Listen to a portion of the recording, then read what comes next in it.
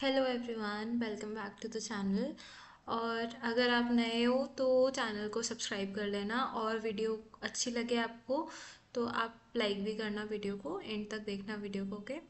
सो आज की वीडियो में हम पढ़ने वाले हैं about advance database management system. तो इसकी मैंने अभी तक कोई भी वीडियोस अपलोड नहीं करी हैं, तो this is going to be the first video of this subject. और अगर आपको और सब्जेक्ट्स की वीडियोस चाहिए जो आपके सब्जेक्ट से रिलेटेड हों या सेमेस्टर से रिलेटेड हों, तो आप वो देख सकते हो मेरे यूट्यूब चैनल पे। प्लेलिस्ट आपको मिल जाएगी चैनल पे जाके, हर सब्जेक्ट की अलग से। बाकी आप इस सब्जेक्ट के लिए अपना कोर्स कोड चेक कर लेना। और ये सेमेस्टर के लिए सब्जेक्ट है पर्टिकुलरली फॉर एमडीयू सिलेबस, और इसमें आज हम यूनिट 1 कवर करेंगे पूरा। मैं थोड़ा सा जूम करके आपको दिखा देती हूँ। तो यूनिट 1 में हम इंट्रोडक्शन देखेंगे कि एडवांस डीबीएमएस होता क्या है, और क्वेरी प्रोसेसिंग देखेंगे। तो दोनों पार्ट्स हम इस पर्टिकुलर वीडियो में कवर करेंगे, तो स्टे ट्यून। सो गाइज, हम सबसे पहले स्टार्ट करेंगे with the introduction of DBMS.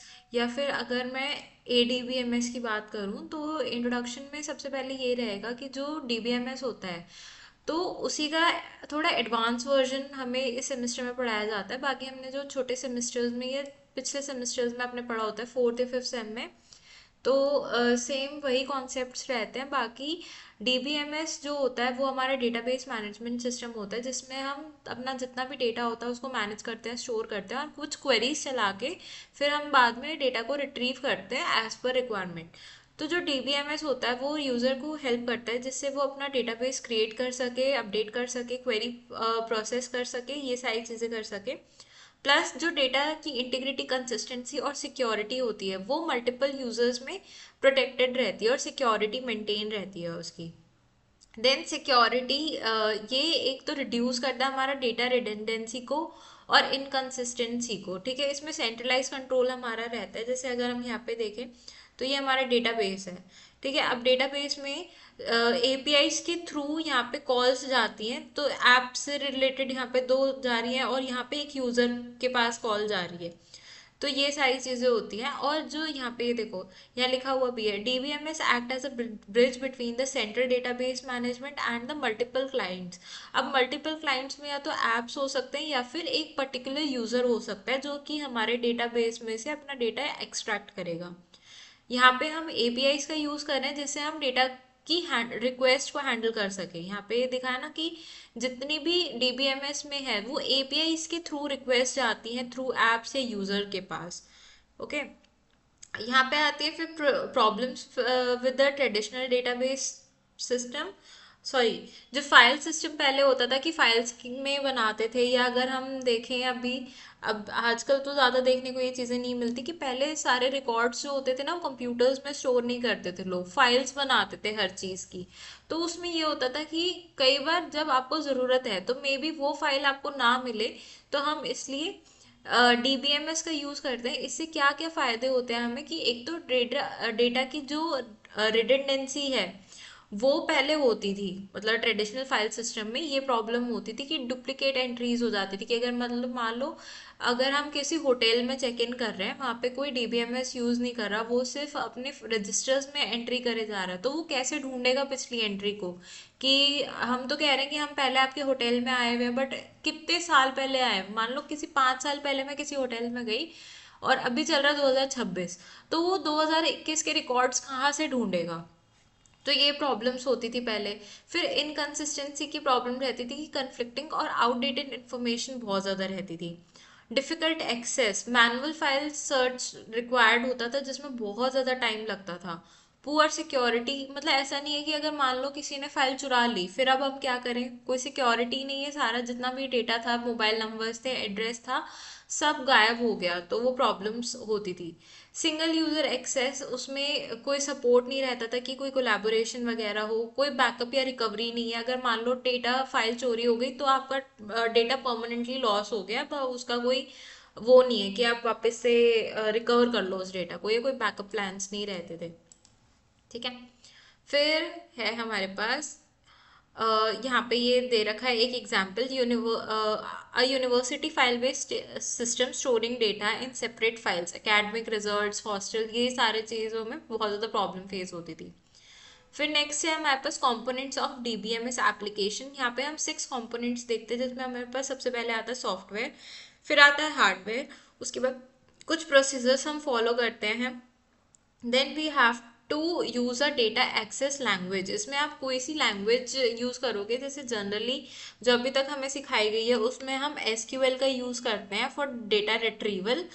Okay, फिर हम डेटा का यूज़ करते हैं और लोगों का होता है जिसमें आप डेटा मतलब अपना लेके चल रहे हो वहाँ पे। फिर आता है हमारे पास यहाँ पे हर चीज़ को एक्सप्लेन कर रखा है कि हार्डवेयर में क्या होएगा कि कुछ सर्वर्स होंगे, डिस्क होंगी, इनपुट आउटपुट डिवाइसेस होंगे जैसे आपका मॉनिटर, कीबोर्ड, प्रिंटर, ये सारी चीज़ें होंगी। देन वी हैव सॉफ्टवेयर जिसमें हम माई एसक्यूएल, ओरेकल, ये सारी चीज़ें यूज़ कर सकते हैं। एंड ऑल्सो डेटाबेस इंजन्स होंगे, कोई भी ऑपरेटिंग सिस्टम होएगा, ओएस लिखा हुआ है यहाँ पे। और एक कुछ ऐसे वो भी होंगे कि ना आपका जो सॉफ्टवेयर है वो लैंग्वेज को समझ के हमें नेचुरल लैंग्वेज में चीज़ों को कर पाए, कन्वर्ट, ट्रांसलेशन हो पाए, ठीक है।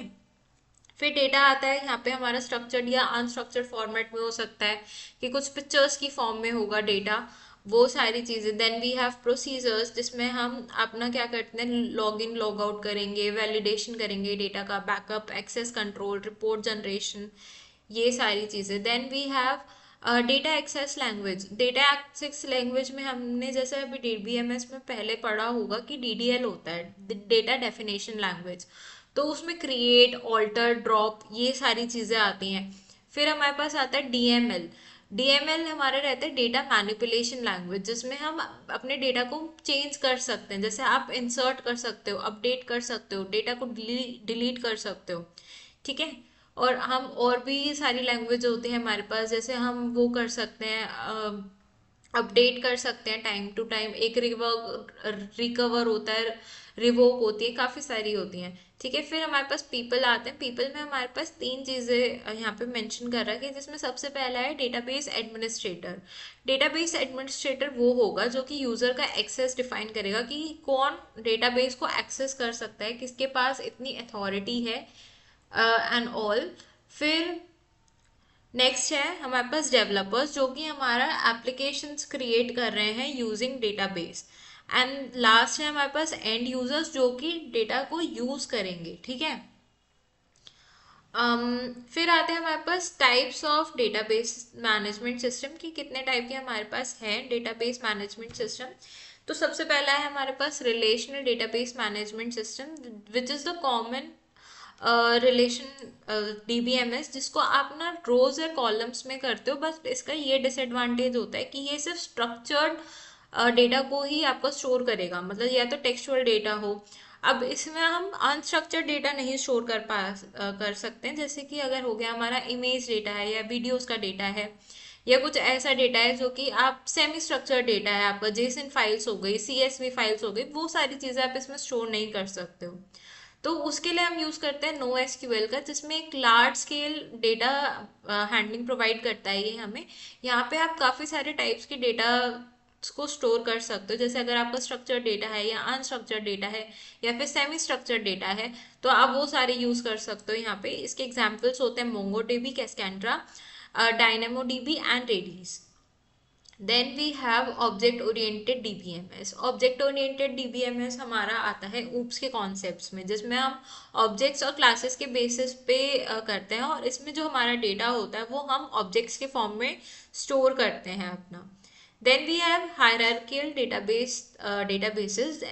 इसमें ना आपका ये रहता है कि आप हायरार्की से स्टोर करते हो चीज़ों को, ठीक है। जैसे अगर मान लो कोई थोड़ा सा अपर टॉप लेवल के चीज़ें हैं, उनका आप अलग से डेटाबेस स्टोर करोगे, तो हायरार्की के बेसिस पे हम जब स्टोर करते हैं तो वो आता है यहाँ पे। तो यहाँ पे एक हमें यहाँ पे एग्जांपल दे रखा है IBM information management system, which is IMS.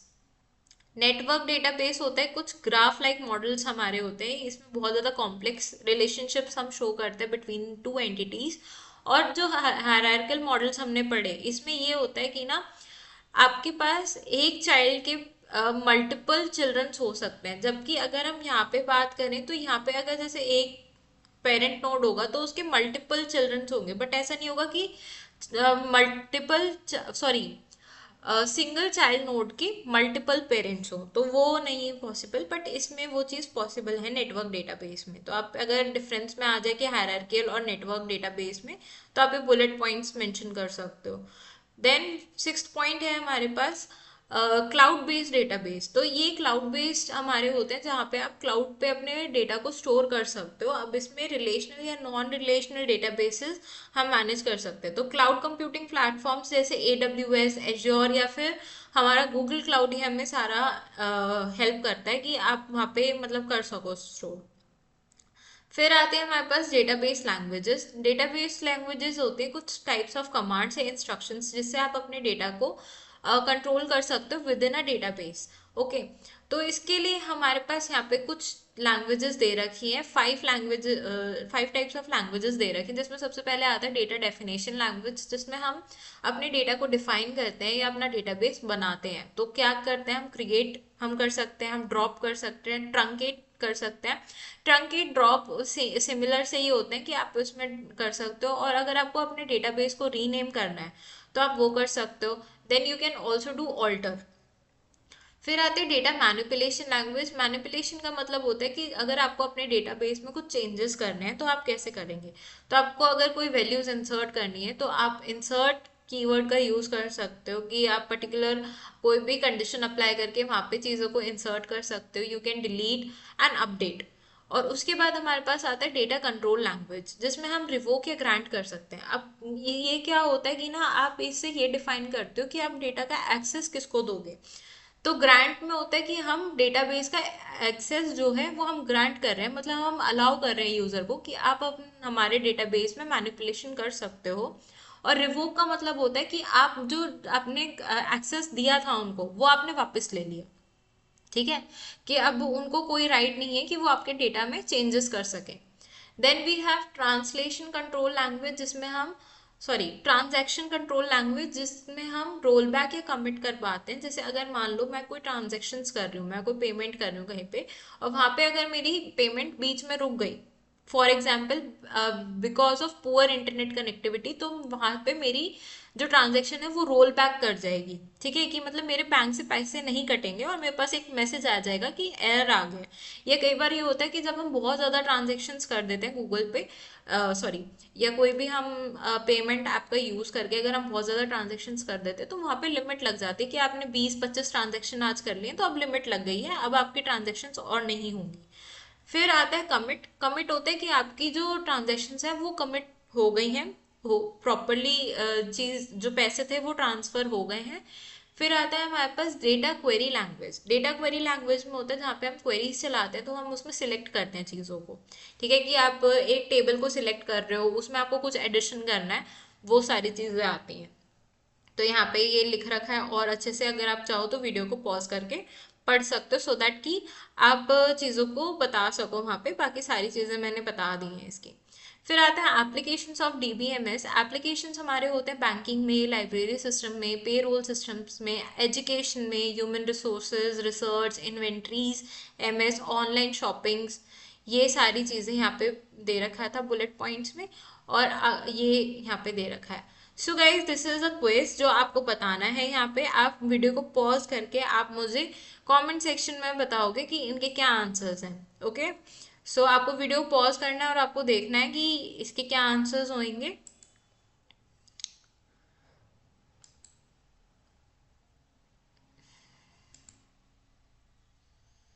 So these are 5 questions and this is kind of a homework. तो आप थोड़ा सा अभी ब्रेक ले लो, थोड़ा सा वीडियो पॉज करके, फिर हम नेक्स्ट टॉपिक पे बात करते हैं अभी। So guys, this is the second part of your unit 2, sorry unit 1।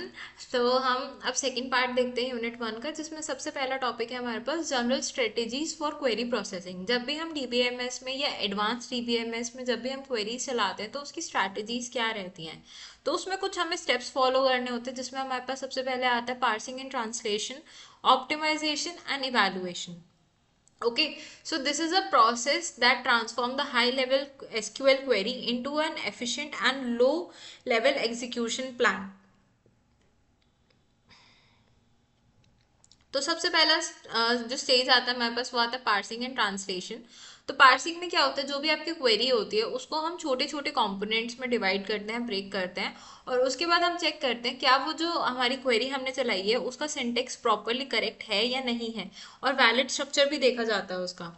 उसके बाद आता है ट्रांसलेशन, जिसमें हम जितनी भी हमारी क्वेरी है उसको सेंटिकली हम करेक्ट क्वेरी को ट्रांसलेट करते हैं इनटू इंटरनल रिप्रेजेंटेशन। अब उसमें हम एक्सप्रेशन में करते हैं, जैसे रिलेशनल अलजेब्रा हम उसका यूज करते हैं, ठीक है, या हम पास ट्री या क्वेरी ट्री का यूज करते हैं सो दैट कि हम एक फेज बना पाए। और हमें सिमेंटिक चेक्स करने होते हैं। अब इसमें ये होता है कि ना जो आपका सिस्टम है वो वैलिडेट करता है और वेरीफाई करता है कि जो आप टेबल या किसी भी कॉलम पे आप जो क्वेरी चला रहे हो क्या वो एग्जिस्ट कर भी रहा है या नहीं कर रहा। मान लो फॉर एग्जांपल मैंने स्टूडेंट्स की क्वेरी स्टूडेंट्स की टेबल ली और उसमें मैंने चला दी खाने पीने की क्वेरी कि भाई select from table restaurant and from column south Indian food. तो इस तरह की अगर मैंने क्वेरी चला दी तो वो गलत हो जाएगी, ठीक है। फिर आता है हमारे पास ऑप्टिमाइजेशन। ऑप्टिमाइजेशन एक बहुत ज़्यादा क्रूशियल स्टेज है जहाँ पे आप मोस्ट एफिशिएंट क्वेरी प्लान हम देखते हैं, और इसमें ना हम ये देखते हैं कि हमारे जो रिसोर्सेज हम यूज़ कर रहे हैं वो मिनिमम से मिनिमम यूज़ हो, मतलब ज़्यादा वेस्टिंग ना हो।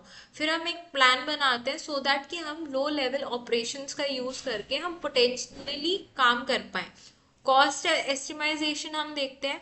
कॉस्ट एस्टिमेशन में हम ये देखते हैं कि ना हमारी जितनी भी कॉस्ट है वो मतलब कहीं भी वेस्टेज ना हो। जो भी हमारा अगर टेबल साइज से कॉस्टिंग ज़्यादा आ रही है तो हम रिड्यूस कर सकते हैं उसका साइज, सो दैट कि जो डेटा हमें रिक्वायर्ड नहीं है या फ्यूचर में रिक्वायरमेंट ज़्यादा नहीं होगी उसको, तो हम वो डेटा हटा के अपना टेबल का जो साइज है हम उसको कम कर देते हैं। Then we have heuristics and transformation rule. अब ट्रांसफॉर्मेशन के लिए भी कुछ रूल्स होते हैं। अब उसमें क्या होता है, एक जो ऑप्टिमाइजर होता है वो कॉम्बिनेशन ऑफ ह्यूरिस्टिक रूल्स को यूज करता है। ह्यूरिस्टिक रूल्स क्या होते हैं, वो होते हैं जैसे कि हम perform selection operations as early as possible. अब इसमें ये रहता है कि ना आप जितने भी अपना टपल्स जितने प्रोसेस हो रहे हैं आप उनको रिड्यूस करने के लिए, उनका नंबर रिड्यूस करने के लिए हम ये सारी क्वेरीज चलाते हैं। Then we have evaluation. तो इवैल्यूएशन में क्या होता है, ये फाइनल स्टेज होती है जहाँ पे हम एग्जीक्यूट कर देते हैं चीज़ों को। अब इसमें आपको परफॉर्म करने होते हैं नेसेसरी ऑपरेशन, जैसे कि आप अपना फिल्टरिंग करोगे, जॉइनिंग करोगे, सॉर्टिंग करोगे, उन चीज़ों का एग्रीगेट करोगे, वो सारी चीज़ें। एंड देन लास्ट में आता है हमारे पास पाइपलाइनिंग। अब पाइपलाइनिंग हम किस लिए करते हैं, जिससे हम एफिशिएंसी को इम्प्रूव कर पाए, और काफ़ी ज़्यादा ऑपरेशंस को हम पाइपलाइन कर सकते हैं सो दैट इंटरमीडिएट जो रिजल्ट्स हमारे पास आते हैं वो पास हो सके directly from one operation to another, ठीक है। एडवांस स्ट्रैटेजीज हमारे पास क्या होते हैं, हम इसमें अडेप्टिव क्वेरी प्रोसेसिंग यूज कर सकते हैं जो कि आजकल यूज हो रहा है इन मॉडर्न डीबीएमएस। इसके लिए हम जो हमारा एग्जीक्यूशन प्लान होता है हम उसको एडजस्ट करते हैं during the run time based on actual performance and data characteristics. फिर हमारे पास आता है पैरेलल एंड डिस्ट्रीब्यूटेड प्रोसेसिंग। ये हमारा डिपेंड करता है कि आपका डेटाबेस किस टाइप का है या कौन सी टाइप की क्वेरीज कर रहे हो यूज, सो दैट कि जो हमारी कॉस्ट जा रही है ट्रांसफर की डेटा की वो हम मिनिमाइज कर पाए। एंड ऑल्सो हम इसमें यूज कर सकते हैं इंडेक्सिंग का। तो वो भी डेटा रिट्रीवल की जो स्पीड होती है उसको हमारा इफेक्टिव कर पाता है कि हम इफेक्टिवली अपनी जो डेटा है उसको रिट्रीव कर पाए। Okay, so guys next topic है हमारे पास क्वेरी इंप्रूवमेंट या फिर एसक्यूएल क्वेरी ऑप्टिमाइजेशन। देखो, क्वेरी इंप्रूवमेंट का मतलब होता है कि ज़रूरी नहीं है कि जो आप क्वेरी लिख रहे हो उससे आपको जो चीज़ें हैं वो बहुत ज़्यादा फिल्टर्ड फॉर्म में मिले या ठीक से मिले। तो उसके लिए कुछ ऑप्टिमाइजेशन टेक्निक्स होती है जो हम यूज़ कर सकते हैं सो दैट हमारी जो क्वेरी है या जो हम रिजल्ट्स चाह रहे हैं वो हमें ज़्यादा एफिशिएंटली और अच्छे से मिले। तो सबसे पहले हमारे पास आता है इंडेक्सिंग स्ट्रेटजी। इंडेक्सिंग स्ट्रेटजी में आप ये होता है कि आप ना इंडेक्सेस बना सकते हो अपने कॉलम्स पे, जहाँ पे आप किस चीज़ का यूज़ कर सकते हो, आप वेयर जॉइन या ऑर्डर बाय क्लॉज का यूज़ कर सकते हो सो दैट कि हमारे जो जितना भी हमारा डेटा है वो प्रॉपरली अरेंज्ड रहे। या तो देखो, अगर जैसे मेरे पास वो है क्या बोलते हैं अल्फाबेटिकली डेटा है या अगर किसी के नामों का डेटा है तो मैं उसको अल्फाबेटिकली ऑर्डर्स में अरेंज कर सकती हूँ सो दैट कि अगर मेरे को बाद में क्वेरीज चलानी हो तो वो मेरे लिए इजी रहे डेटा को एक्सेस करना, ठीक है। हम क्वेरीज को रीराइट कर सकते हैं, जिससे अगर आपको ऐसा लग रहा है कि कोरिलेटेड सब क्वेरीज थी, हम उनको ज्वाइन कर सकते हैं। मतलब ऐसे दो क्वेरीज को हम ज्वाइन कर सकते हैं जिनका ऑपरेशन मतलब सेम सेम सी क्वेरीज जो होती हैं, हम उनको ज्वाइन ऑपरेशन का यूज करके अच्छे से कर सकते हैं, सो दैट कि हमें बेटर परफॉर्मेंस मिले। और नेक्स्ट आता है हमारे पास सिलेक्टिव डेटा रिट्रीवल। अगर आपको जो भी चीज़ें चाहिए, आप पूरा कॉलम ना उठा के उसमें से कुछ पर्टिकुलर चीज़ें उठा लो, जिसके लिए आप इसका यूज़ कर सकते हो सिलेक्ट एंड स्टार का, सो दैट कि हम पूरे डेटा को ना मतलब उठा के या एनालाइज करके हम सिर्फ रिक्वायर्ड चीज़ें ही उठाएं। फिर नेक्स्ट है हमारे पास फिल्टर अर्ली, जिसमें हम वेयर क्लॉज का यूज़ करके हम नंबर ऑफ रोज को अपने प्रोड्यूस कर सकते हैं पहले ही, सो दैट कि हमें बाद में दिक्कत ना हो। हम यूज़ कर सकते हैं लिमिट का, ठीक है। ये स्पेशली आपको यूज होता है फॉर रिपोर्टिंग पर्पसेस, जब आपको रिपोर्ट्स वगैरह बनानी होती है तो आप उसका यूज कर सकते हो।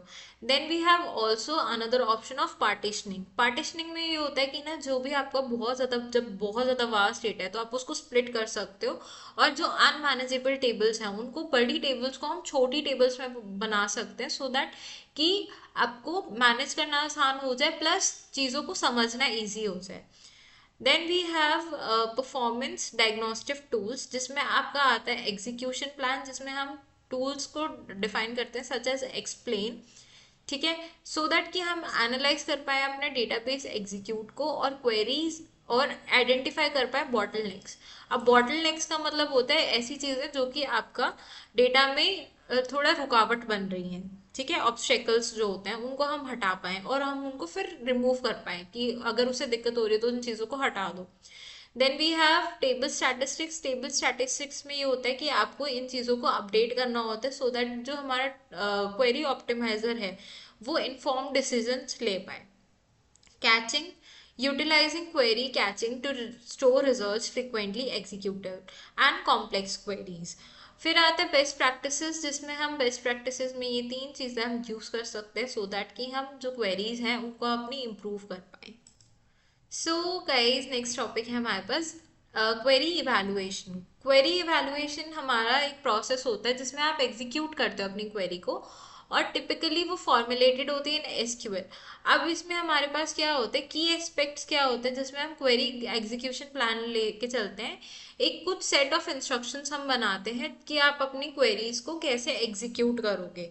कुछ एल्गोरिजम्स हम से लेके चलते हैं, जिसमें हमारे पास जो इंजन होता है वो यूटिलाइज करता है स्पेशलाइज एल्गोरिदम्स को, जिसमें हम ऑपरेशंस, जैसे कि अगर हमारा सिलेक्शन, प्रोजेक्शन या जॉइंट्स का ऑपरेशन है तो हम वो सारी चीज़ें इम्प्लीमेंट कर पाए। ऑप्टिमाइजेशन एंड कॉस्टिंग, इसमें हम ये देखते हैं कि हमारा जो हम क्वेरीज चला रहे हैं, क्या ऐसा तो नहीं है कि अगर उसका ऑल्टरनेटिव हम यूज़ करें तो हमें मिनिमम कॉस्ट देनी पड़े, रादर देन जो पर्टिकुलरली अभी हम क्वेरी यूज़ कर रहे हैं उसके, ठीक है। आपको मतलब कॉस्ट इफेक्टिव भी रखना है अपनी क्वेरी को, ये नहीं कि कॉस्टिंग ज़्यादा आए जा रही है तो लॉस हो जाएगा ऐसे। फिर आता है हमारे पास स्टेप्स। हम कुछ स्टेप्स लेके चल सकते हैं, जिसमें हमारे पास पार्सिंग, ट्रांसलेशन और ऑप्टिमाइजेशन और एग्जीक्यूशन आता है, जो हमने स्टार्टिंग में पढ़ा था, ठीक है। फिर आता है हमारे पास एक्सेस पाथ, जिसमें हम मेथड्स लेके चलते हैं फॉर रिट्रीविंग डेटा। अब इसमें इंक्लूड क्या क्या चीज़ें होती है, जैसे स्कैनिंग टेबल्स और using indexes for faster access, जो अभी मैंने पहले बताया क्वेरी इंप्रूवमेंट में कि हम इंडेक्सेस का यूज़ कर सकते हैं। अगर आपके पास नेम्स का डेटा है तो आप उसको अल्फाबेटिकली अरेंज कर दो, सो दैट कि चीज़ें समझनी आसान हो जाए, ठीक है। और जो प्राइमरी गोल होता है वो ये रहता है कि आप मिनिमम कर पाओ अपने रिसोर्स कंजम्पशन को, रिसोर्स वेस्टेज ना हो, कम से कम रिसोर्सेज यूज हो, स्पेशली जो डिस्क का इनपुट आउटपुट वाला ऑपरेशन होता है, ठीक है। और जो हमारे रिजल्ट्स हैं वो भी हमें इफेक्टिव मिले। So guys this is the last topic of query वाला टॉपिक जो हमारा चल रहा है अभी। तो ये है हमारा द क्वेरी प्रोसेसर। अब क्वेरी प्रोसेसर वो होता है जो कि आपका रिस्पॉन्सिबल होता है for interpreting, optimizing, executing user query, especially जो एसक्यूएल में हम लिखते हैं। अब इसका ये काम होता है कि ये आपको डेटा रिट्रीव और मैनिपुलेट करने में हेल्प करता है, सो दैट कि हम एफिशिएंटली अपने डेटा को मैनिपुलेट कर पाएँ। रोल्स एंड फंक्शंस में यही सारी चीज़ें हैं। तो यहाँ पे हमारा जितना भी हमने पिछले टॉपिक्स पढ़े हैं वही सारी चीज़ें हैं। तो आप वीडियो पॉज करके देख सकते हो, बाकी ये सारा चीज़ हमने कवर कर लिया। तो मैं सीधा यहाँ पे की सब कंपोनेंट्स पे आ रही हूँ। ठीक है, तो की सब कंपोनेंट्स में इसमें ये होता है कि आप ऐसे कौन से कंपोनेंट्स हैं, कुछ स्पेशलाइज कंपोनेंट्स हैं जिससे हम अपना जो भी क्वेरीज हैं उनको अच्छे से चला पाए, प्लस हमारा जितना डेटा है उसको हम हैंडल कर सकें, सो दैट कि हैंडल स्पेसिफिक टास्क के लिए हम ठीक से क्वेरीज को चला पाएं। ठीक है, इसमें हमारे पास सबसे पहले आता है डीडीएल इंटरप्रिटेटर। डीडीएल होता है डेटा डेफिनेशन लैंग्वेज। अब उसके लिए इंटरप्रिटेटर हम लगाते हैं, तो इसमें हम क्रिएट टेबल्स या फिर record definitions in data dictionary हम इसके लिए यूज कर रहे हैं। Then we have DML compiler. DML is data manipulation language. तो इसके लिए आप सिलेक्ट, इंसर्ट, अपडेट इसको इंटरनल फॉर्म में और क्वेरी ऑप्टिमाइजेशन के लिए हम यूज कर रहे हैं। ठीक है, कि हम अपना क्वेरी ऑप्टिमाइजेशन अच्छे से परफॉर्म कर पाए। Then we have query evaluation engine. अब इसमें आता है हमारे पास जो हमारा सॉफ्टवेयर है वो एग्जीक्यूट करता है लो लेवल इंस्ट्रक्शंस को टू प्रोड्यूस डीएमएल कंपाइलर। अगर हम क्वेरी प्रोसेसर को अच्छे से समझ जाएं, ये जो क्वेरी प्रोसेसर है वो हमारे डेवलपर्स या डेटा एडमिनिस्ट्रेटर्स को हेल्प करता है, सो दैट कि वो अपनी क्वेरीज अच्छे से और ट्यून कर सके अपना डेटाबेस परफॉर्मेंस को for large and complex database. So guys, this was all about unit 1। अगर कुछ टॉपिक्स छूट गए हो तो आप मुझे कमेंट सेक्शन में बता सकते हो, बाकी मैंने अपनी साइड से सारा कवर कर दिया है। और बेसिकली जो क्वेश्चंस पूछे जाते हैं, क्योंकि मैं अभी लास्ट ईयर में हूँ, तो मैंने इसका ऑलरेडी एग्ज़ाम दे दिया है, तो इतना ज़्यादा टफ पेपर नहीं आता है। ठीक है, और बाकी अगर आप पेपर से पहले देख रहे हो तो इतना सफिशिएंट है, क्योंकि 26 मिनट्स की अभी भी वीडियो हो गई है, मैं देख रही हूँ यहाँ पे। तो मोर देन इनफ है, फर्स्ट यूनिट के लिए मोर देन इनफ है ये। ठीक है, बाकी अगर वीडियो अच्छी लगी हो तो आप अपने फ्रेंड्स को शेयर कर सकते हो वीडियो। बाकी आप मेरा चैनल सब्सक्राइब कर सकते हो for more such videos. Thanks for watching.